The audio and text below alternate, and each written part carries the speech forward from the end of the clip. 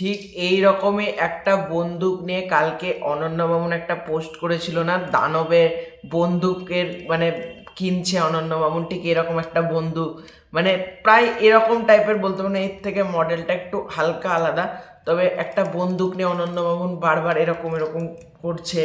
একটা বন্দুকের আমরা ব্যবহার দেখতে পাচ্ছি, তখন বললো এই ভিডিওটাতে আমার একটা বন্দুক আছে সেটা একটু দেখিয়ে দিলাম।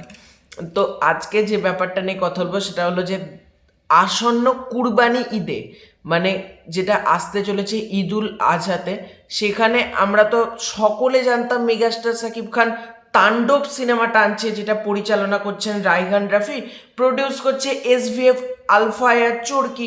এটা তো আমরা প্রত্যেকে জানতাম, কিন্তু মানে গতকাল থেকে একটা ধোঁয়াশার মধ্যে প্রচুর সাকিবিয়ানরা আছে যে কুরবানি ঈদে তাণ্ডব আসছে।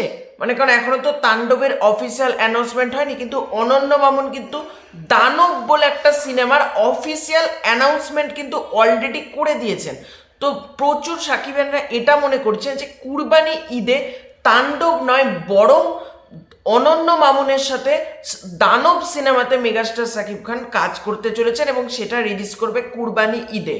ঠিক আছে, কারণ দানবের শুটিং মানে কিছু দিনের মধ্যে ফ্লোরে যাবে, এরকমও আপডেট রয়েছে।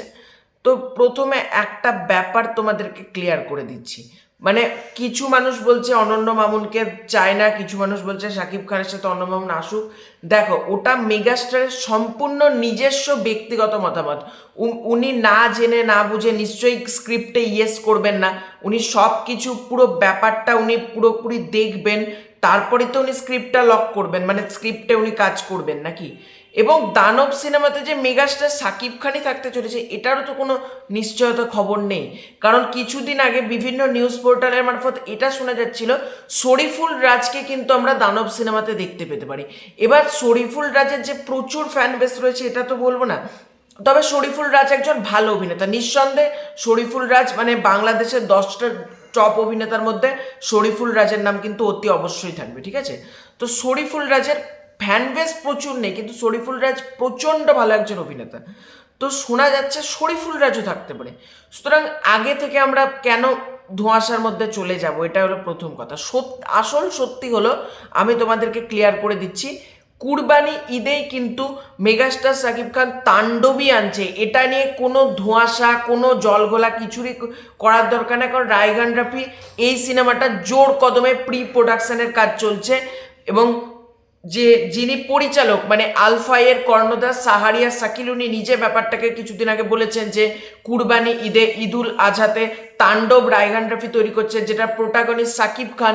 রায়হান রাফি হাজারবার বলেছেন যে কুরবানি ঈদে আমি তাণ্ডব নিয়ে আসছি শাকিব খানের সাথে, SVF আলফায়ার চরকি মিলে এই কাজটা তৈরি করছে, মানে আলফায়ের মালিকও নিজে বলছে।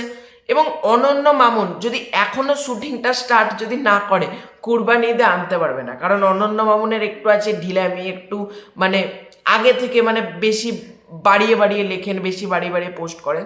সুতরাং তোমাদেরকে প্রত্যেক সাকিবিয়ানকে আমি একটা ব্যাপার ক্লিয়ার করে দিচ্ছি, তোমরা কেউ ধোঁয়াশার মধ্যে থেকো না, কুরবানি ঈদে দানব নয় তাণ্ডবই আসবে, মানে তাণ্ডব আসছে কুরবানি ঈদে। ঠিক আছে, দানবে আসার সম্ভাবনা নেই বললেই চলে, মানে 0.00% বলা যেতে পারে। ঠিক আছে, বা 1% বলতে পারো, 99% চান্স আছে কিন্তু কুরবানি ঈদে তাণ্ডব আসছে রায়হান রাফি, শাকিব খান, SVF আলফায়ের চরকি। ঠিক আছে, এটাই তোমাদেরকে আজকের এই ভিডিওতে ক্লিয়ার করে দিলাম, যাদের মধ্যে ধোঁয়াশাটা ছিল। তো ভিডিওটা কেমন লাগলো কমেন্ট করে জানিও। Bye bye.